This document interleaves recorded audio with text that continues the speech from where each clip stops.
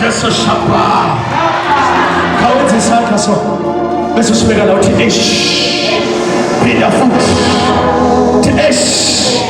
Hallelujah. Kubethela uJesu izandla.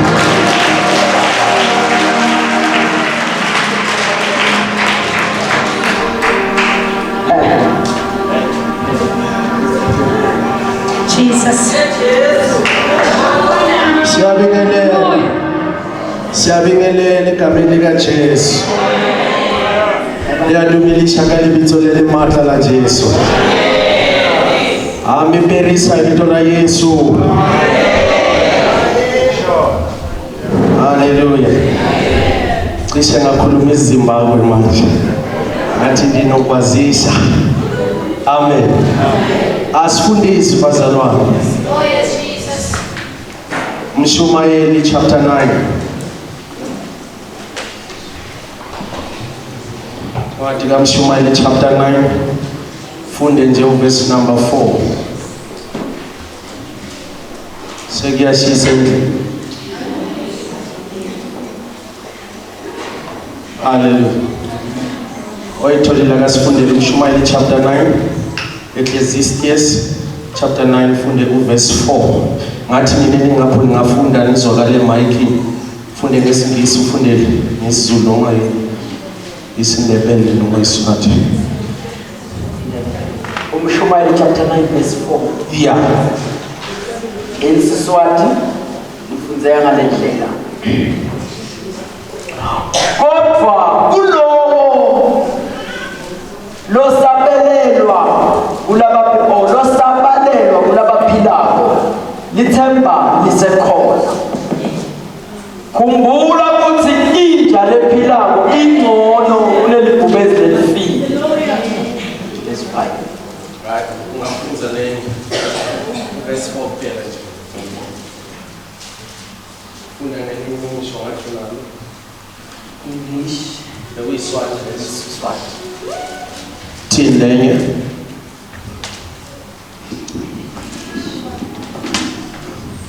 Anyone who is amongst the living has hope. Even a live dog is better off than a dead lion. A live dog is better than a dead lion. Sifunde 2 Samuel chapter 9.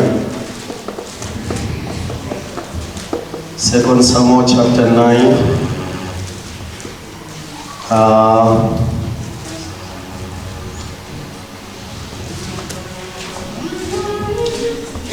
Funa starte nje. Fundo verse 1. Fundo verse 1 nje kuphela. No verse 8. 2 Samuel chapter 9 verse 1 and no verse 8. Verse 1. Ngaleli langa Davide wabuta wathi sekwabade ngisho namunye yini loyinsali yendlu yakwaSawuli lengamendela umusa ngena yaJonathan. Verse 8. Mefiboshethi wakhothama wathi inceku yakho ukuthi ungaze unakekele ija lempile njengami.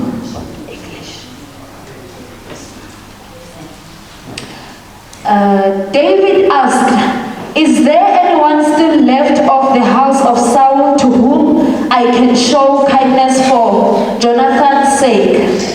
And then verse 8.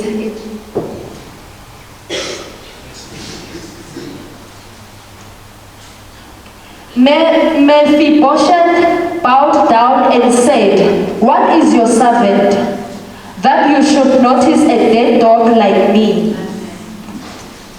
Sibhale ngale bazalwane.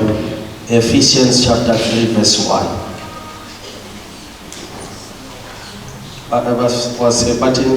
Efesu chapter 3 verse 1. Yeah. Verse 1. Ngalesizathu ngiyathandazela mina Pawula njengesibosha saKristu Jesu ngenxa yenu nine betihle Funda ngesingisi. For this reason, I, Paul, the prisoner of Christ Jesus, for the sake of you, Gentiles. Asithandazele izwi. uJesu wami uyaphila.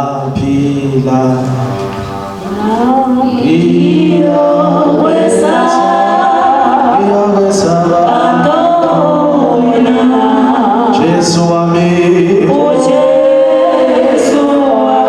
Jesu wami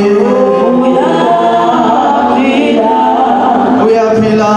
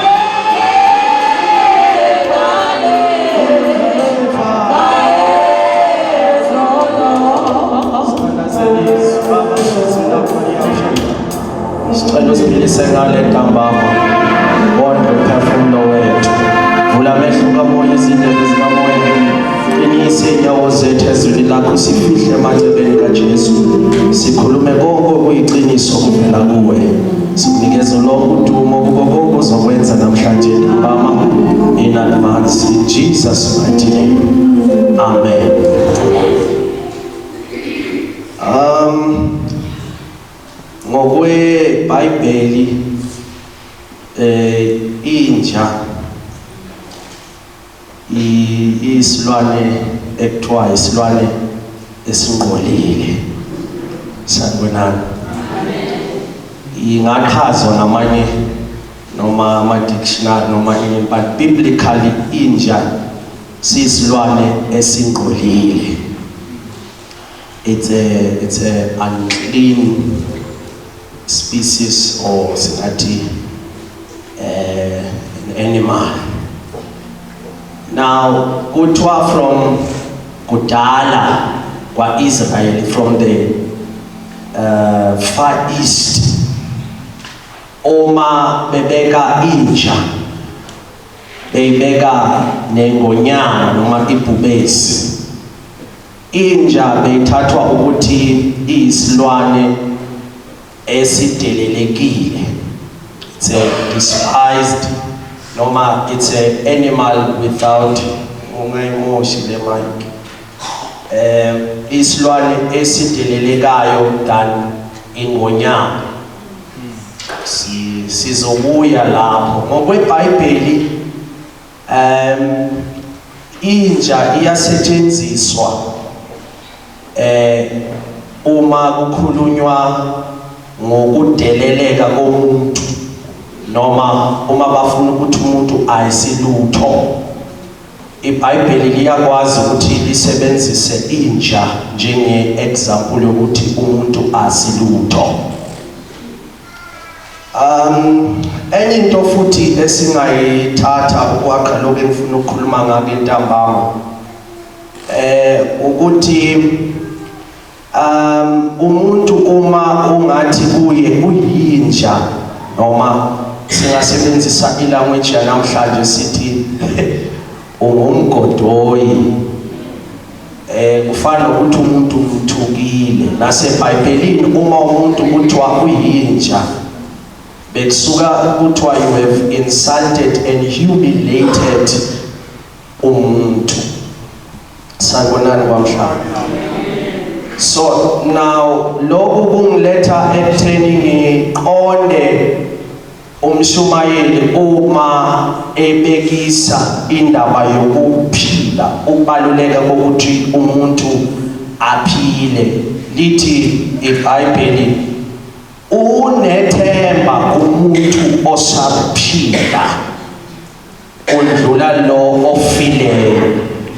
Bese kulo verse number 4 chapter number 9 umbhali ke asekele le ndaba yokuthi uma usaphila mntaka baba unethemba ungqono kunaloyo ofileyo. Ngishilo ngathi kwaIsrayeli uma kubekwa inja kubekwa nebhubesi ingonyama. Uma ingonyama ifile ingesenako ukuphila, iBhayibheli lithi inja ephilayo ingqono. Tshela umakhelwane uthi ephilayo yona inja ingcono. Hayi ngiyanizwa kodwa ngisekanizwa kahle kunala siyakhona. Phinda futhi uthi ephilayo inja ingcono. Ngishilo ngathi mina ukuthi inja ize noma ngokweBhayibheli inja isilwane esingcolile. Qela ukwehla namhlanje. Isilwane esingcolile, isilwane esidelelekile kakhulu. Izinja la umbhalo ukhuluma ngalezi zinja zasesigangeni ukuthi uma zibekwa nengonyama izilwane ezidelelekile. Bana uthi umbhali yona le ekuthiwa ingcolile, yona le ekuthiwa akusilutho, noma uma kungathiwa wena uyiyo kusho ukuthi uthukwe ngendlela ephezulu. Lithi iBhayibheli yona leyo uma ingonyama yase yafa ingcono kunengonyama. Emanisha ukuthi bagcwele siphila emhlabeni la kune-honor and dishonor, kunenhlonipho kuphinde futhi kube nomtheleleko. Kunabantu uma bathatha ubabeke ubaqhathanise nabanye abantu bona bavese babe izingonyama ngoba banamagama banama-status inkosi banenhlonipho ephezulu. Kodwa lithi iBhayibheli once balala once bafa, lithi iBhayibheli inja iba yinto engcono. Kanti uma ingonyama isaphila inja iyinto edelelekayo. Siyabafuna ukushumayela ngenja kodwa ngicela ningibekezelele kunala siyakhona. Sanibonani Kwamhlanga. Amen. Ngiyamthanda nje umakhelwane uthi uyamthanda. Amen nomfundisi.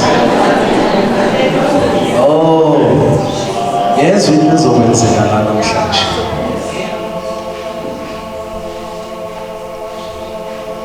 Ingabonakala ngathi ayisilutho, ingabonakala ngathi idelelekile, ingabonakala ngathi ingcolile, kodwa esilolo isaphila ingcono. Ungayibiza wena uthi ingumgodoyi. Sanibonani bazalwane. Ngoba wena ubona ubugodoyi kuyo.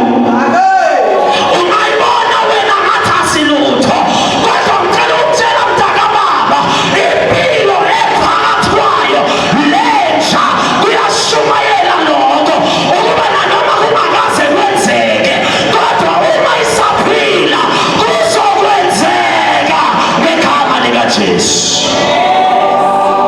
Thanda kuzokwenzeka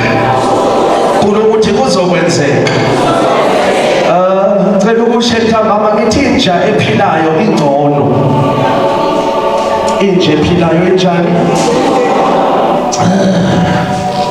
Hayi asindlaleleni bazalwane basindlaleleni. Uma ke ngifunda iBhayibheli ngizawenza izikhombiso ezi3 bese singena endabeni yethu esikuyo namhlanje ntambama. iBhayibheli liveza abantu ebakhethile nje abake baba esimeni sokuba izinja. Ngoba bakhona abantu la kungenzeka ngokwe-background yakini, ngokwe-family yakini, ubonakala ngathi awusilutho. Uma kukhulunywa ngabantu alibalwa ukuthi ningabantu.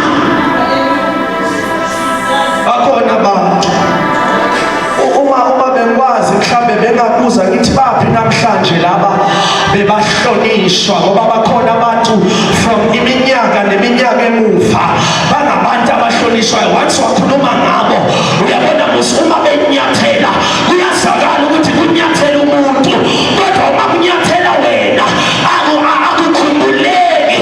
Uma bakhuluma nangabantu bayakhohlwa nawe. Imihlangano ingaqala iphele kungakhunjulwa ukuba nawe ulilunga.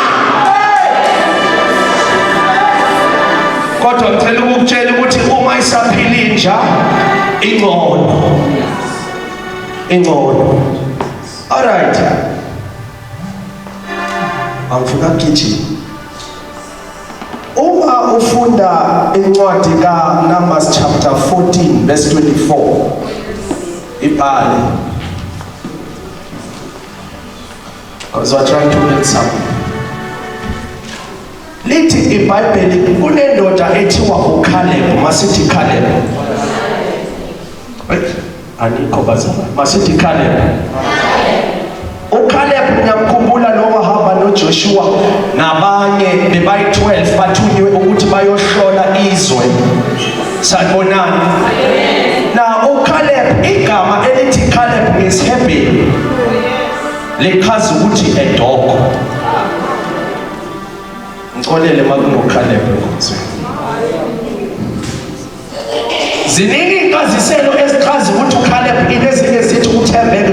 uCaleb it means courage, faithfulness, to be brave. Kodwa ngicela ukuboleka le ethi uCaleb it's a dog. Alright.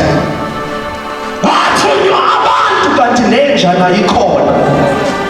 Bathi abantu ohlola izwe. Bahamba uJoshua kanti kunenja igama layo uCaleb. Lithi iBhayibheli thani yabo uma babona idlakela, uma babona iqhwaga zaseJerikho, lithi iBhayibheli bangelwa manzi emadolweni, kodwa uJoshua nenja uCaleb. Bathi nanoma kungabonakala ngathi ngeke kwenzeke, ngeke silithole lezwe, kodwa inja noJoshua mfundisi uma bebuya kuMoses icebo kaNkulunkulu bayakhuluma, abanye bathi angeke silithole iJerikho, kodwa sizwa inja ikhuluma ithi yebo sikhona idlakela, kodwa sihamba nonamandla onke yena uzosinika iJerikho. Ngicela uCaleb vele nje ngithi inja ngoba igama lakhe lithi inja. Why uCaleb ekhuluma ngale ndlela nokuthi uyinja? Why ekhuluma ngale ndlela? iBhayibheli selishilo lithi ephilayo inja inethemba. Ngamanye amazwi uCaleb uma afika kule ndawo abathunywa kuyo, impilo anayo phakathi, haleluya, imtshela ukuthi nanoma kunjena kodwa ithemba likhona ngoba uJehova usekhona. Now uNumbers lo sengimkhotile lithi iBhayibheli kodwa uCaleb wayenomoya ohlukileyo. Tshela umakhelwane ukuthi umoya ohlukileyo. Nanoma angasilutho kodwa unomoya ohlukileyo, akafani nabanye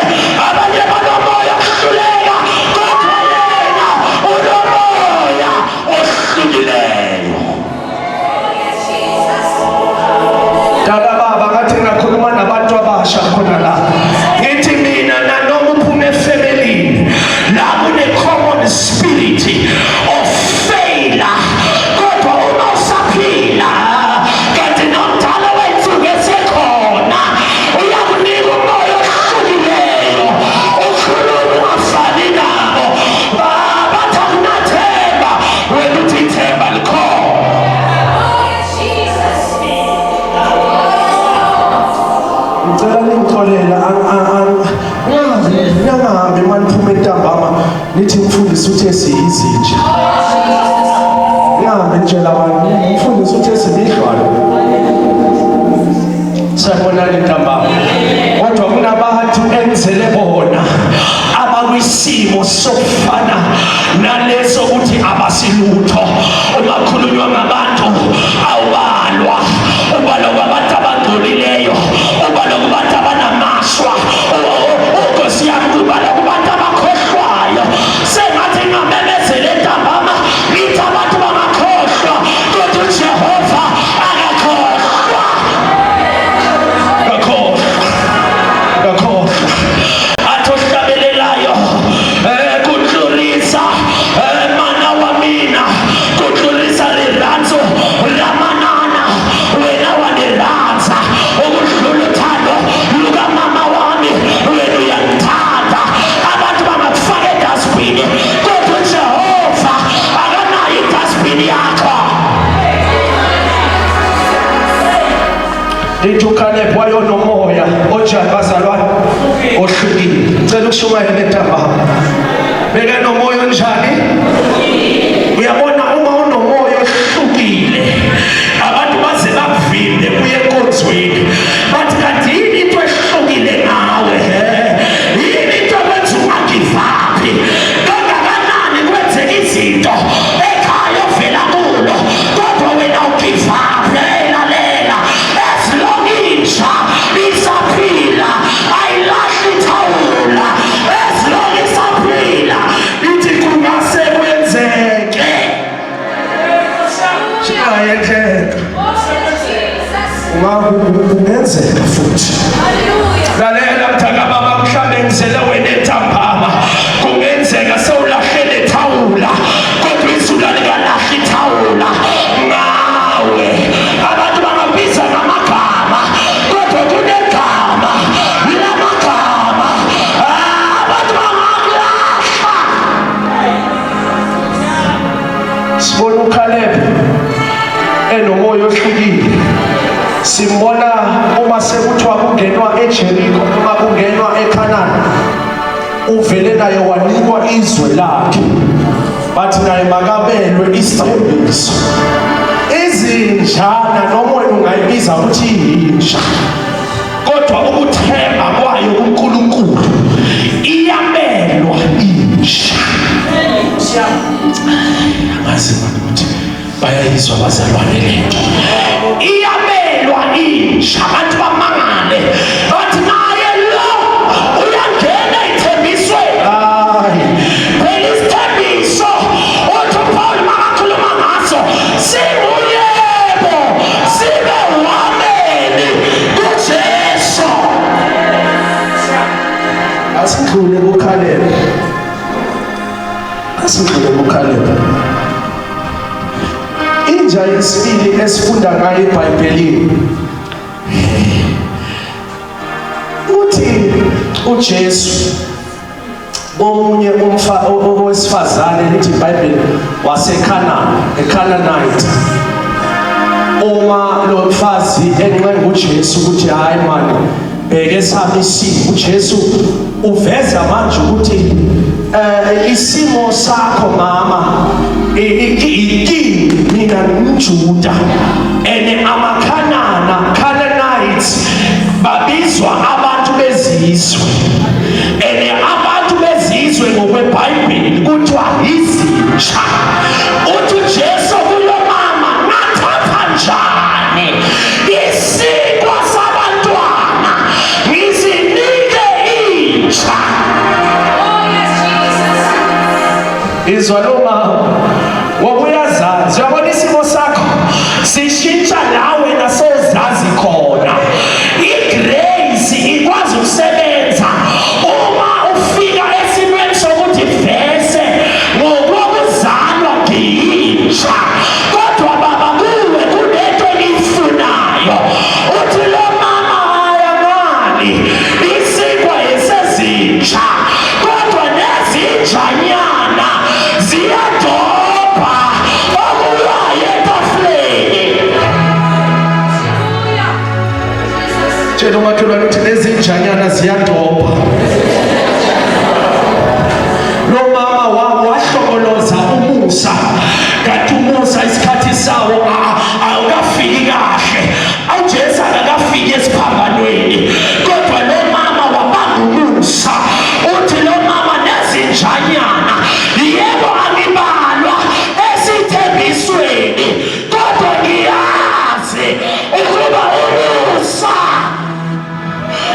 ufanele bonke. Ufanele bonke. Alright. Lo mama uthi nezinjanyana zenze bazalwana. Okay. Sidlule. Ukhale kuthiwa Inja. Lo mama umkhanana. Amakhanana yini? Izinja. Kunabantu aba-disadvantaged ngokwemvelo. Uma sikhuluma mhlambe ngokwe-tribe yabo, mhlambe siyisizwe sabantu abadelelekile. Kodwa sengathi ngasho uthi uJesu kulo mama akukaze ngahlangana nokukholwa okunje. Ngamanye amazwi into ephilisa intsha ukukholwa. Into enza uJehova anake intsha ukukholwa. Into ephilisa intsha ukukholwa. Yini bazalwane? Ukukholwa. Uthi uJesu akaze ngahlangana nokukholwa okunje. Wavele wayinika isinkwa kanti lentsha yayingafanele ukuba ingangena lelane bazalwane. Asiqineli ngoba singcono. Nathi besiyizintsha kodwa ngokukholwa sakholelwa saphiliswa. Ziyangena umzwa kahle umfundisi bakacula athi ngena indawo isekhona. Hayi kunala siyakhona bengezelele. We are almost there. Umbhalo esufundile wesibili ningakhohlwa sifunda uEcclesiastes safunda no 2 Samuel. Yabona igrace kaNkulunkulu bazalwane. Enye into. Sayibonani bazalwane? Igrace kaNkulunkulu enye into. Ngoba abantu bayazisebenzela izinto. Abanye bayazalelwa zona bangayibangwele. Kodwa masikhuluma ngegrace. Igrace lento onikwa yona ungafanelwa. Igrace umusa into onikwa yona ungasebenzanga. Awenzi lutho kodwa uyaphiwa. Ngiyalingeka ntambama ukhuluma ngomusa. Ngithi kunabantu lapha abayile esikolweni. Kwaba nabantu abakhashwa before wena kubonakala ngathi uyinto elahliwe. Kodwa ntambama nawo umusa kaJehova. uNkulunkulu uzokwenzela umusa wena. Uthi uDavid ehlezi esitulweni sobukhosi sangahlaleli isitulo. Lithi iBhayibheli wabuza umbuzo wathi khona yini na into eseleko. Ngicela ukusho bazalwane ukuthi after ebuza lo mbuzo lo kunento ephendulwayo. Kodwa uyabona ukuthi lo ophendulayo akaphenduleli ukuba lento ingatholwa. Uphendulelwa ukuba mayiyelwe. Kodwa uma kuyilanga lakho nanoma bangavala umusa kaJehova uyakulatha. Uthi uZiba uthi uSawule ukhona yini osele endlini kaSawule ukuba ngimenzele umusa ngenxa kaJonathani. Ngamanye amazwi lo engifuna yena oseleyo akenzanga lutho. Akaqualify nanoma bekathi uyena amenza bekangeke aqualify. Kodwa ngifuna ukumenzela umusa. Ufuna ukumenzelani? Asikhulume emvuselelweni. Ufuna ukumenzelani? Lithi iBhayibheli uZiba waphendula wathi hayi yona ikhona inyanga eseleko. Ya futhi igama layo ngeFiboshethi ngiyasazi le story bazalwane. Angifuni ukungena kakhulu kodwa indaba yami ikuZiba. Kunabantu abazi ama-mistake akho. Kunabantu abakwazi ukuthi uma ungabekwa nengonyama uyinto yomlahlwa. So uma nanoma uJehova ekhumbule ngakini bona bazoma baveze ubunja bakho. Kodwa uJehova uyadlula lapho nanoma bangakhuluma ngabi. uJehova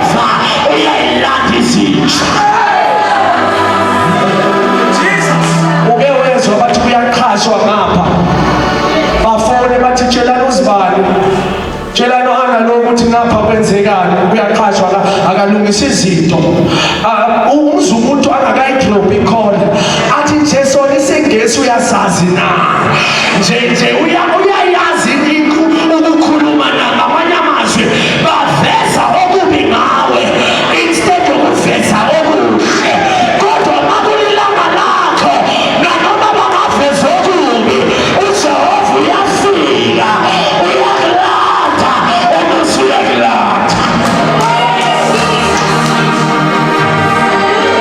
athalwaze lwangendlula lwangisindisa lwangisindisa nami uyabona makulilanga lakho nanoma kungaba na-100 yabantu bathi sifuna umuntu oyi-1 ubusuzendlula ku-99 ulande wena ngoba kulilanga lakho. Hayi ngiyasazi le story anikho la ngiyasazi le story kodwa kunezinto engiyifunayo nje sesihlanganisile uzibana noma angafuni wagcina ukuthi eyile ayomlanda lo ofunwayo kuthiwa uMefiboshethi walimala eyithola esendaweni yaselodiba ngenxa yokuba kwakuliwa bemthetile yineni yakhe ena-5 years lithi iBhayibheli walimala ithi ngisho ngithi kunabantu esibathembile sila sikhona namhlanje siyathukwa sibizwa izintsha ngoba sathemba abantu nge-future yethu abantu bangakhona ukusinakekela ngoba indaba yethu ayilungiswa abantu indaba yethu ilungiswa uJehova. Kwenzeka kunentombazane ekhuluma nayo la uselodiba namhlanje awusakwazi ukuzenzela uma abantu bakhuluma ngawe bathi ungangitsheli ngaloyo hayi bokwazi ukuyihambela kodwa wathemba umfana kanti umfana uzokulwisa wathemba abantu kanti bazokushiya noma ngekho amen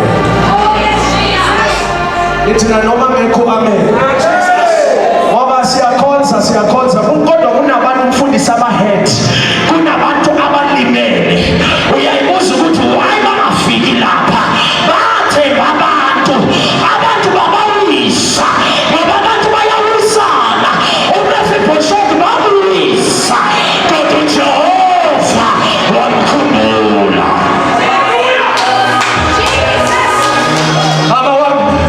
kunabantu oziseke ngabo wathi labantu abantu abazokuthwala kanti abantu abazokuwisa namhlanje uwile ekukholweni ngoba wadedwa abantu biyekela abantu vumela umusa uthwale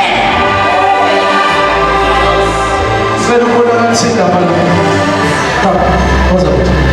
funa ukukhomba i-example cela nivumele nje lokhu uNkulunkulu akusho gibela la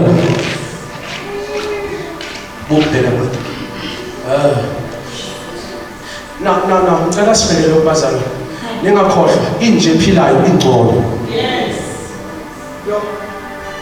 uselodiba ngoba wadedwa abantu bamwisa so manje isimo sakhe iBhayibheli alisifihli ukuthi lo olandwayo akakwazi ukuhamba uyabona umusa wokulanda kwilanga lakho kungabonakala ngathi kuhlekiswa nawe ukuthi ukuhamba awukwazi kungabonakala ngathi awunazi inyama kanti uJehova ufuna ukuba ashintshe ingqondo yabantu abacabanga ukuthi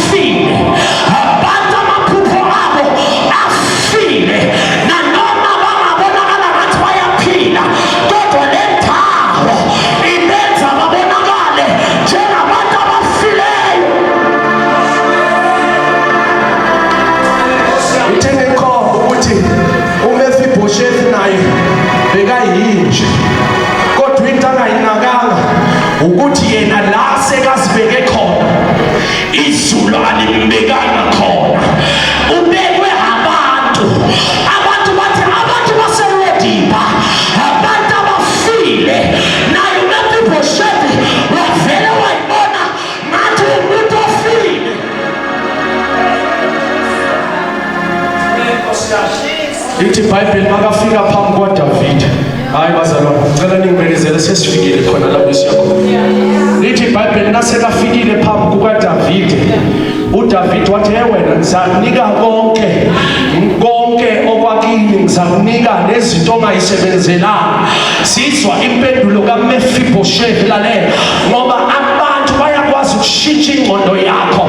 Ilodiba indawo engenampilo, so lofana uyibona number 1 njengenja. Uthi Nkosi yami, inja lefile efana nami yenzeni ukuba ingakhunjulwa.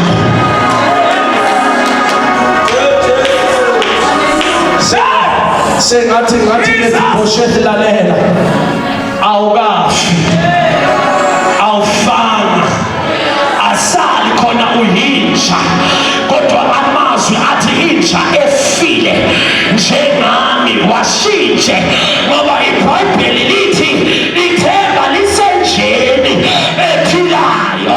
Ngamanye amazwi, wena ungayibona ngathi ufile, kodwa uJehova akaboni into efile, ubona into engavuka.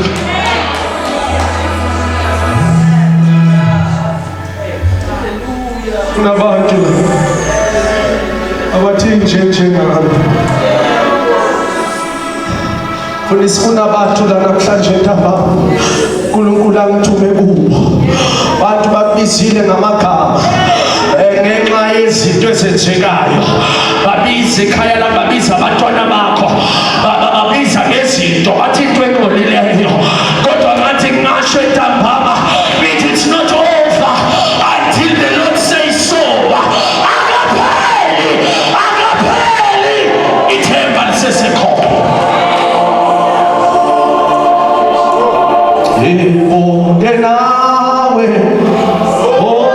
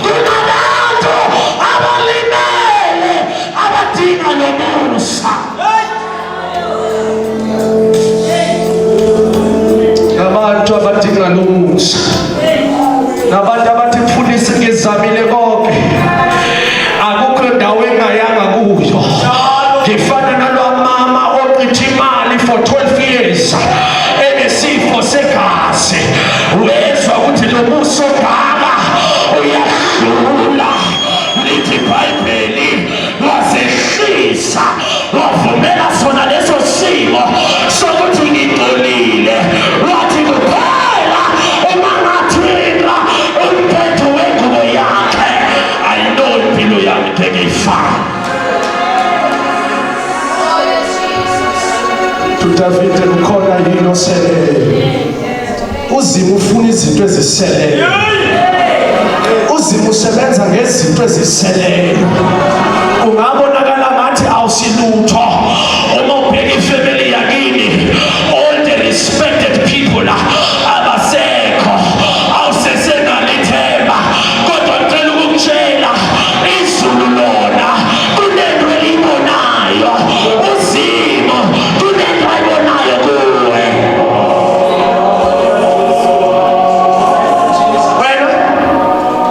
wena usazoyimangalela wena usazomangala nabantu basazomangala bayeke bonke abakhulumayo athi umhlabeleli bayeke bahleke bayeke bajabule bayeke benze konke athi izulu lilinde ukuba baqede ukuhleka bese liyakusukumela kunabantu ephambana uNkulunkulu uzobasukumela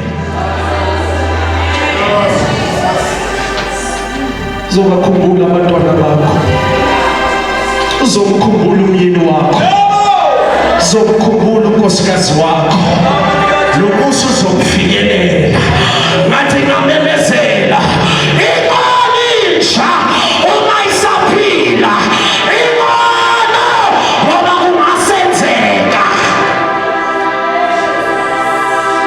umuntu umfundisi uthini singayekeka kuyini usara naye bese ufana nenja egugile kodwa uNkulunkulu wathi uzothola umntwana kuthiwa isibeletho sigugile kodwa uThixo wamhlekisa kunabantu abazohlekiswa uJehova kuleli veki yebo uyayandamana kodwa izulu alikandamani kulento ezovela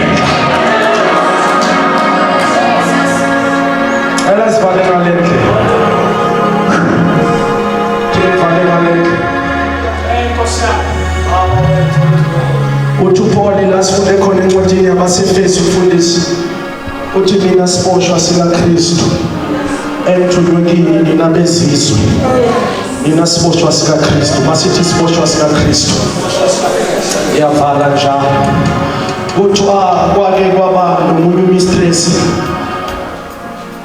wabona omunye umfundisi engena esikolweni nalo mfundisi angena esikolweni lo mama noma lo meme usho ukuthi kunezinto bekadlula kuzo inkinga wathi kumfundisi baba umfundisi hayi niyatsho manje niyamane nikhulume kodwa ufuna ukuvuka iqiniso namhlanje amadoda yizinja bathi umfundisi uthini mama wathi mfundisi amadoda qoleleni phela ungathi umfundisi uthi sizinja tsholo mama athi madoda yini izinja. Wathi umfundisi ngagajaha ukumphendula ngathi kufuna ukuhlakanipha mangimphendula. Umfundisi wavuma wathi yebo mama uqinisile, amadoda izinja. Uthi umfundisi ngaphendula ngale ndlela ngoba bengifuna ukubona ukuthi njengoba thi amadoda izinja uhlala nenjenja injani inja yakwakhe. So that's why umfundisi avuma athi zizinja amadoda. Athi umfundisi uyavuma ngempela. Wathi umfundisi kulo mama kuya ngokuthi uhlangene nenjenja. Athi woza baba umfundisi chaza. Wathi umfundisi ngangafuna ukumisa kude ngavese ngamisa ezinjeni ezi-3. Wathi inja yokuqala wemama kunale nja engahlali ekhaya, ungayithola kwamakhelwane ungacabanga ukuthi inja kamakhelwane, akusiya kamakhelwane. Ingakuluma ikulumele emzini ongasinowekhabo. Uma wayithola eFreys uzoqinga ukuba inja yaseFreys, akusiyi inja senumber 2, ayihlale ekhaya. Ubona le nja le, ubona sekubhalelwa kwakhumbula ekhaya bathi kunenje lahlekile. Abangizwa abantu, abangizwa, ngizongizwa sengiqedile. Shuthi le nja ihamba ifunwa bathi kunenje silahlekele. Uma wafika ePitori uzocabanga ukuthi inja yasePitori, akusiyo yasePitori, ayihlale ekhaya. Wathi umfundisi inja yesibili iyahlala ekhaya. Sanibona umama ulalele phela ufuna ukuzwa ukuthi eyakamile njani nje. Bathi lena-ke ihlale ekhaya, wena ungacabanga vele ukuthi ihlale ekhaya. Hayi, inamaqhinga, iyazi ukuthi umnikazi uzobuya nini. Wathi umnikazi wayedrobheni iyaphuma ukubona ukuthi ayilunganga, iyaganga. Uma uye siyabuswa kuneyinjanyana ezineyindlela ezifana nayo. Ayabangizwa abantu. Ubuye ePitori uzobona izinjanyana ezinebala ezifana nalenja, kodwa ihlala isekhaya, idlalisa nomsila. Ungahamba uyikhulumela mama uthi ayiphumi, iyaphuma kodwa iyazi iy'khathi zophuma.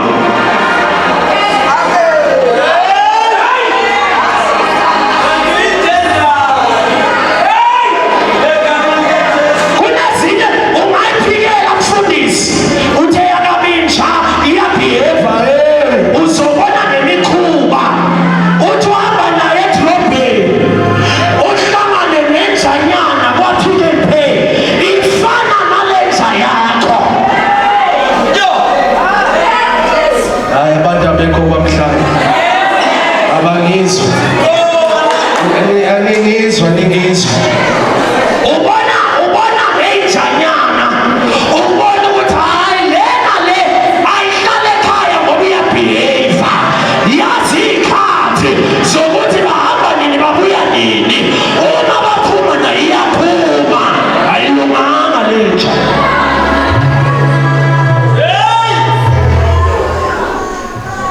Wathi umfundisi eyogcina inja lethi ntaba. Amen, akekho la bangizwa. Dala ubopha abantu kuqala. Sondela mfundisi. Kuqala. Dala ubopha abantu. Kawubopha mfundisi, ngicela. Awubophi kakhulu, bophe kahle. Sanibonani Kwamhlanga. Yena mfundisi sokubophile. Uthi lo mfundisi eyesithathu inja ubhova iyaluma kodwa iboshiwe, ine chain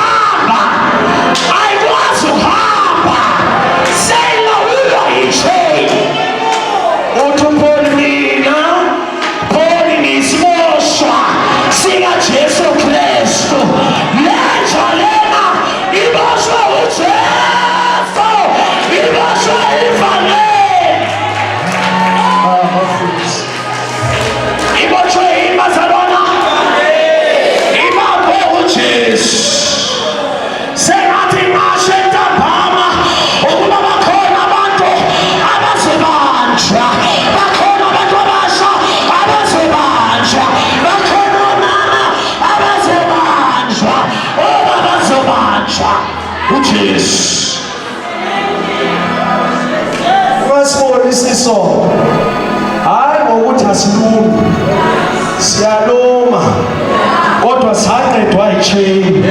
Hayi abangizwa abantu. Umfana ohlangane ne-chain uyabonakala, akayiphileli, uphilela uJesu. Haleluya. Umama ohlangane noJesu uyabonakala. Let's go. Come on. Yeah. Saqedwa i-chain. Nabantu entambama abangakwazi ukuyilawula, abayenza intando yabo, kodwa mamemezele entambama ngithi khona u-chain, ukhona uJesu, uyayilawula impilo yendoda, uyayilawula impilo kamama.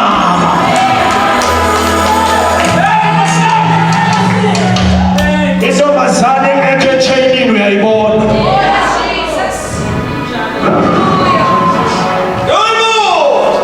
Nithi mina intombi engabophangwa yi-chain yenzani na? Uyayibona nanoma ihamba ukuba lena ingahlangani ne-chain. Umfana ongahlangananga noJesu uyambona, nalo hlangene ne-chain uyambona.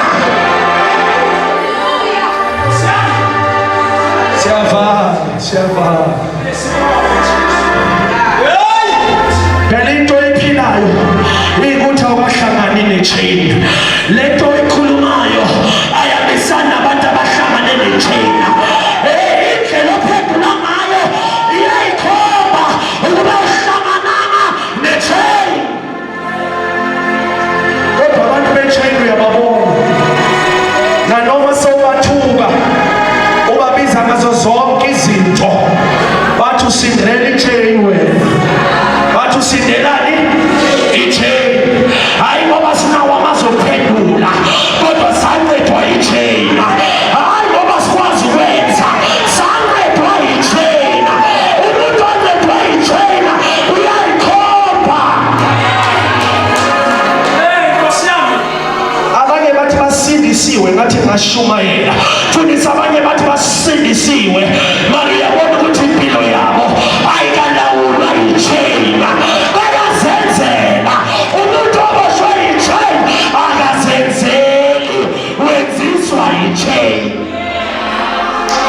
Ngathi ngakutshela ngathi ungabuza amakhelwane selethi ngathi abanye bazosaba, mbuza ukuthi uyinjabani wena.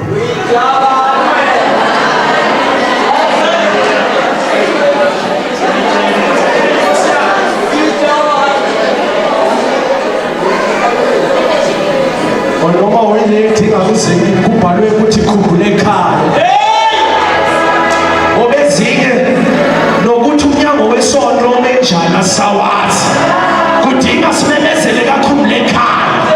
uNkulunkulu ahamba ayifuna, kodwa ebanjwe e-chainini ayidinga ukukhunjuzwa ukuba isikhathi sesonto lesi iyazazela ukuba manje isikhathi sokukhonza uNkulunkulu.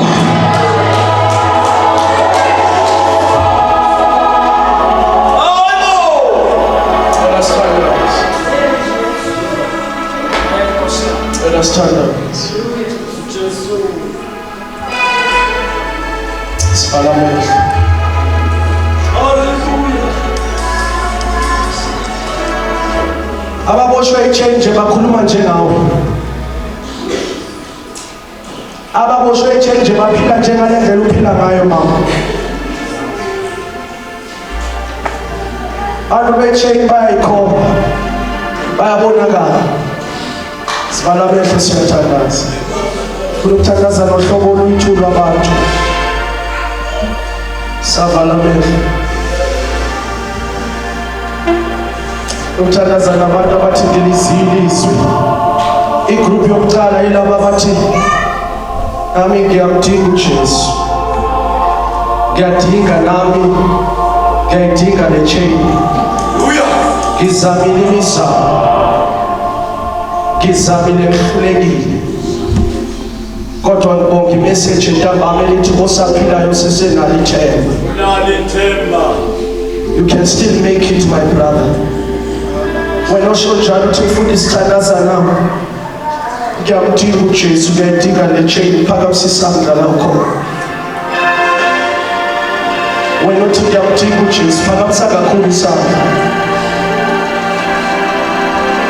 God bless you, my brother. Akekho yini omunye unavala amehlo, akekho yini omunye athi ufuna isithandazana. Impilo yami ayina order, impilo yami ayihlelekanga. Ngiyamdinga uJesu. Phakamisa isandla lakho. Ngiyacela my brother, wena uphakamisa isandla. Cela usukume ngeenyawo lakho. Stand up, my brother. Sondela ngaphambili ushayele izandla. Sondela ngaphambili.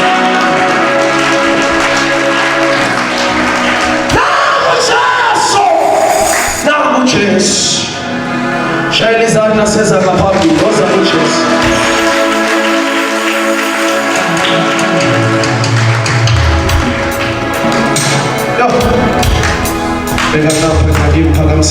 God bless you, my brother.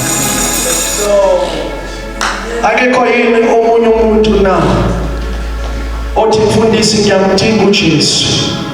Kungenzeka uke wamamukela uJesu kodwa uma uthi uyabheka uphumile echainini. Wabuyele emva. Sondela ngaphambili, uNkulunkulu angasakunesitolo. Wena osho njalo uthi ngake ngamamukela. Kodwa mangithi ngiyabheka into eyenzeka empilweni yami ayimjabulisa uNkulunkulu. Ngiyabuyela echainini. Nawusho njalo phakamisa isandla. Lift up your head now, come. Oh, Holy Spirit. Cela abantu lisukume lonke ngeenyawo.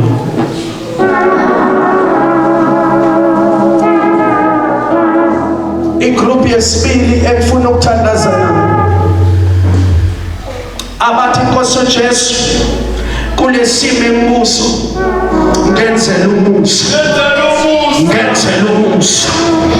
Ukuthi saphila ushaka umusa ukhona usimo amakwenzela umusa. Nawusho njalo iza ngaphambili kulomthandazo wesibili othi Nkosi ngenzela umusa, ngenzela uyakhulelwa, ngenzela uyagula, kungenzeka isimo sekhaya lakho, kungenzeka isimo sebhizinisi lakho. Jesu ngenzela umusa etabana. Ngokuthi uyizwe njani imessage wena? Kunabantu abangasabani, kunabantu abangakhumbuli, ngoba kunendawo abakubeke kuyo, kodwa sithi themba lisesekhona. Nkosi uJesu ngenzela umusa, mfundisi sondela iniyobeka. Nkosi ngenzela umusa. Sondela ngaphambili, asondele nje bazalwane. Ngifuna ukudlalela something nje ezwakala. Any song, my brother. In the name of Jesus. Basa sondela lapha. In the name of Jesus. Lift up your hands. Yo. Ngenzela uyagula sondela. Nkosi ngenzela umusa. Nkosi yenzela ikhaya lakithi umusa. Lalela. Nezinja ziyakhunjulwa.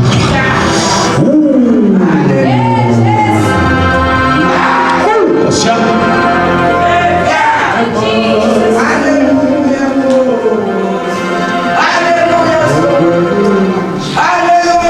Phakamisa izandla zakho. Uvala amehlo akho. Nezinja nazo ziyakhunjulwa. Nkosi yami.